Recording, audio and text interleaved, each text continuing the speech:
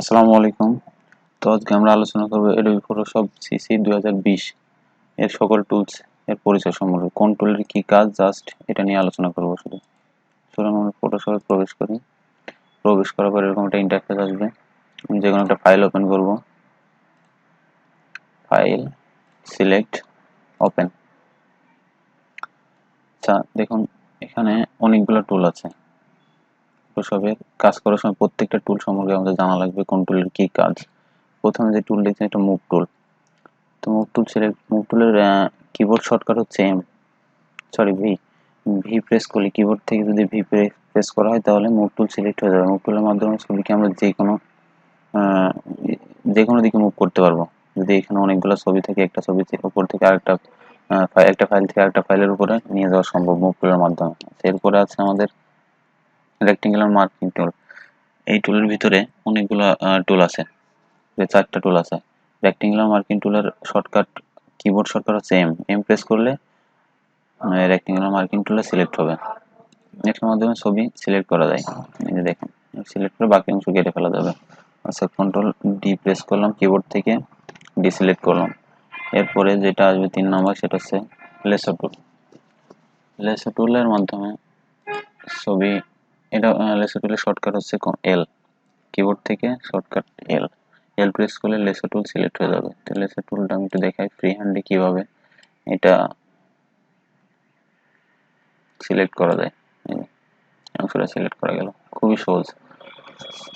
Control D press করলাম, deselect করলাম।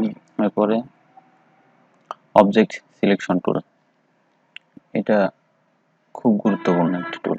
আমি একটু দেখাই। এটা সিলেক্ট করার পর এখানে কিন্তু অনেকগুলো অপশন আসবে। দেখেন এগুলো প্রত্যেকটা কাজ জানার দরকার আছে। প্রথমে আমি একটু দেখাই। এটা হচ্ছে দেখেন আমি এটা সিলেক্ট করলাম, সিলেক্ট করে সেভ দিলাম। অতি সহজে আমার অবজেক্টটা কিন্তু সিলেক্ট হয়ে গেছে। আচ্ছা ডিসিলেক্ট করলাম কন্ট্রোল ডি প্রেস করে। আর এটার শর্টকাট হচ্ছে ডাব্লু। কিবোর্ড থেকে ডাব্লু প্রেস করলে অবজেক্ট সিলেকশন টুলটা সিলেক্ট হবে। এরপরে ক্রপ টুল। ক্রপ টুলের মাধ্যমে ছবির যে অংশটা প্রয়োজন সেই অংশটা রেখে বাকি অংশটা কেটে ফেলা সম্ভব, যেটা ইচ্ছা। ছোট করা যাবে, ছবিটা ঘুরে এদিক ওদিক নেওয়া যাবে, যেটা প্রয়োজন সেটা রেখে বাকিটা কেটে ফেলা যাবে।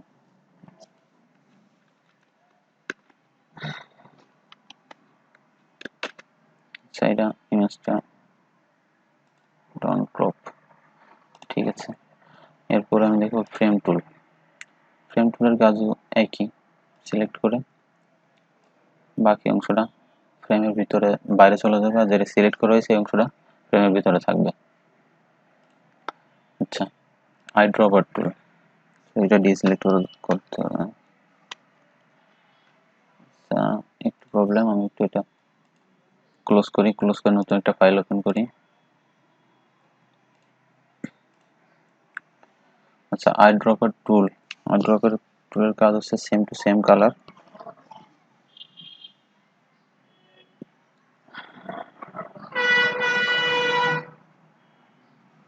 কালার সেম টু সেম করো। যেরকম ধরুন আমি এখানে যদি আমি এই কালারটা সিলেক্ট করি, দেখেন এখানে কিন্তু এই কালারটা সিলেক্ট হয়ে গেছে। আবার এখানে এই কালারটা সিলেক্ট করলে এখানে এই কালারটা সিলেক্ট হয়ে গেছে। ব্ল্যাক কালারটা সিলেক্ট করলে এখানে ব্ল্যাক কালার। সুতরাং এটা সেম টু সেম কালারের জন্য এই টুলটা ব্যবহার করা হয়ে থাকে। স্পট ইলিং ব্রাশ টুল, দেখুন এর ভিতরে অনেকগুলো টুল আছে। একটা কন্ট্রোল শর্টকাট, কিবোর্ড শর্টকাট হচ্ছে যে প্রেস করলে এই স্পট ইলিং ব্রাশ টুলটা সিলেক্ট হয়ে যাবে। তো এটা আমি একটু দেখাই। এটা হচ্ছে যে কোনো স্পট দূর করার জন্য, যেখানে স্পট আছে বা কালো দাগ আছে এগুলো দূর করার জন্য খুবই উপকারী একটা টুল। আচ্ছা এরপর ব্রাশ টুলের কিবোর্ড শর্টকাট হচ্ছে বি। আর এই টুলের ভিতরে আরো অনেকগুলো ব্রাশ আছে। তো প্রথম ব্রাশ টুলের কাজটা হচ্ছে যে কোনো একটা কালার সিলেক্ট করুন। কালার সিলেক্ট করার পরে একটু দেখেন এখানে ব্রাশের কয়েকটা সাইজ, এটা সাইজ আছে। এটা বড় করলে ব্রাশটা বড় হয়ে যাবে, ছোট করলে ব্রাশ ছোট হয়ে যাবে। এরপরে এখানে ব্রাশের কিছু হার্ডনেস আছে, এটা সফট ব্রাশ, এটা হার্ড ব্রাশ। হার্ডনেসটা বাড়ানো যাবে, কমানো যাবে। যাই হোক এটা নিয়ে নেক্সট ভিডিওতে কথা বলবো। এখন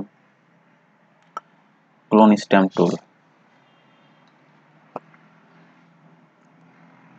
থাকবে বা ক্লোন স্ট্যাম্প টুল, এই টুলের মাধ্যমে ছবি ভালো জায়গা সিলেক্ট করে খারাপ বা অস্পষ্ট জায়গা রিমুভ করা যায় এই টুলের মাধ্যমে। সিলেক্ট করার পরে এটা কিবোর্ড শর্টকাট হচ্ছে এস প্রেস করলে ক্লোন টুলটা ক্লোন স্ট্যাম্প টুলটা সিলেক্ট হবে। এই টুলের মাধ্যমে ছবি ভালো কোনো একটা জায়গা এখানে আমি সিলেক্ট করি। এটা সিলেক্ট করার পরে আমার খারাপ যে জায়গাগুলো আছে সেগুলো রিমুভ করা খুব খুব সহজেই সম্ভব। স্ট্রেট ব্রাশ টুল, স্ট্রেট ব্রাশ টুলের কাজ হচ্ছে আমি যদি ছবিতে কোনো কাজ করে থাকি, যে খারাপ জায়গা ভালো করছে বা ভালো জায়গা খারাপ করছে, ওইটা ফিরে পাওয়ার জন্য স্ট্রেট ব্রাশ টুলটা ব্যবহার করা যায়। এরপর হচ্ছে ইরেজার টুল। ইরেজার টুল ফটোশপের জন্য খুবই গুরুত্বপূর্ণ একটি টুল। এই টুলের মাধ্যমে ফাইলের প্রয়োজনীয় অংশ রেখে বাকি অংশ মুছে ফেলা যায়, এমনকি ছবির ব্যাকগ্রাউন্ড রিমুভ করা সম্ভব। ইরেজার টুলের কাজ। আরটা হচ্ছে গ্রেডিয়েন্ট টুল। গ্রেডিয়েন্ট টুল দেখুন এখানে লক্ষ্য করুন যে কালারগুলো যে মিশ্রণ, এটা গ্রেডিয়েন্ট টুলের কাজ। এই টুলের মধ্যে দুইটি কালারের সমন্বয়ে যে কালার তৈরি করা হয়, দুইটি কালারের সমন্বয়ে যে কালার তৈরি করা হয় তাই গ্রেডিয়েন্ট কালার বলা হয়। সুতরাং এই কালারটা গ্রেডিয়েন্ট একটি কালার। তারপরে এটা ব্লার টুল। ব্লার টুল, এই টুলের মাধ্যমে ছবির যে কোনো অংশকে ইচ্ছা মতো ঝাপসা করা যায়। এই টুলটা ব্যবহার করার পর ছবির যে কোনো অংশ যদি করা হয় অতিরিক্ত, ছবির অংশটা ঝাপসা হয়ে যাবে। কিছুক্ষণ করলে দেখুন ঝাপসা হয়ে যাচ্ছে, এই পাশটা ঝাপসা হয়ে গেছে। একটু জুম করে দেখাই তাহলে বোঝা যাবে এটা ঝাপসা হয়ে গেছে। আচ্ছা ঠিক আছে। আর এটা ফিরে পাওয়ার জন্য হিস্টোরি ব্রাশ টুল ব্যবহার করি। দেখেন আমি একটু বড় করি, এটা গ্রাফের সাইজটা আর একটু বড় করি। এটা হচ্ছে হিস্টোরি ব্রাশ টুলের কাজ। অতি সহজে এটা রিমুভ করে দিলাম। আচ্ছা কন্ট্রোল মাইনাস প্রেস করি। আচ্ছা এরপরে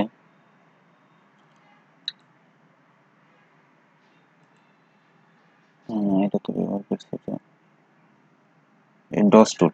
ডস টুলের মাধ্যমে ছবির লাইটিং করা যায় এবং ডস টুলের মধ্যে ছবি যদি কোনো কালো অংশ থাকে, আমি একটু দেখাই। ডস টুলের মাধ্যমে যদি এই অংশগুলো আমি দেখেন লাইটিং করা যাচ্ছে, মুখে লাইটিং হচ্ছে, এগুলোর মাধ্যমে লাইট করা যাবে,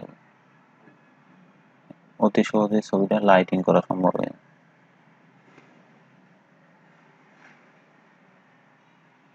আর যে কালো অংশগুলো আছে এগুলো লাইটিং করা সম্ভব হয়। সাইজটা একটু বড় করি, এরকম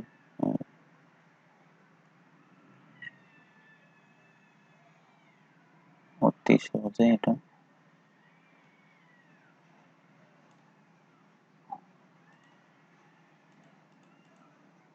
যাই হোক।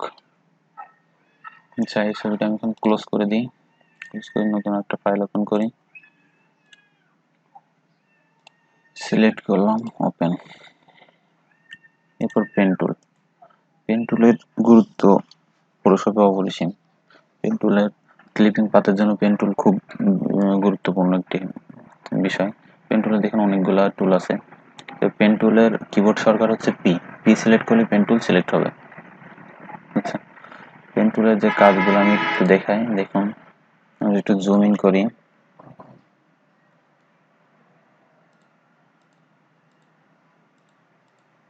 সিলেকশন করা যাবে। আবার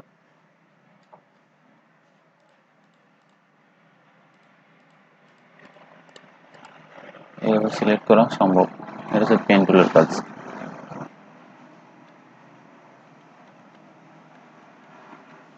কন্ট্রোল মাইনাস প্রেস করলাম, কন্ট্রোল জেড দিয়ে ডিসিলেক্ট, 15 জায়গায় ফিরে যাচ্ছে। সেভ করেছে, সেটা হচ্ছে টাইপ টুল। এই টুলের মাধ্যমে ফাইলের উপর বা ছবির উপর ইচ্ছা মতো লেখা যাবে, যা ইচ্ছা তাই।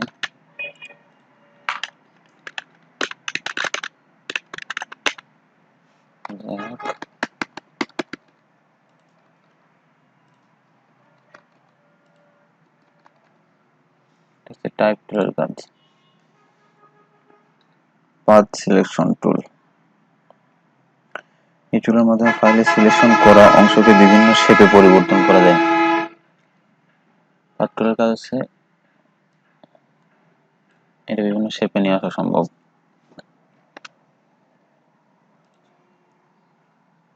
রেক্টেঙ্গুলার টুল, এই টুলের মাধ্যমে ফাইলে যে কোনো ধরনের শেপ তৈরি করা যায়। এই টুলের আরো বেশ কিছু কাজ আছে। আর এটা হচ্ছে কিবোর্ড শর্টকাট ইউ প্রেস করলে, কিবোর্ড থেকে ইউ প্রেস করলে এটা সিলেক্ট হবে। আচ্ছা, তারপরে হ্যান্ড টুলের কিবোর্ড শর্টকাট এইচ। হ্যান্ড টুলের ভিতরে দুইটা টুল আছে। হ্যান্ড টুল দিয়ে ছবি ইচ্ছা মতো রিমুভ করা যাবে, যেদিকে খুশি সেদিকে মুভ করা সম্ভব। আর তারপর 19 নম্বর যেটা আছে জুম টুলের মাধ্যমে ছবি জুম ইন এবং জুম আউট করা সম্ভব।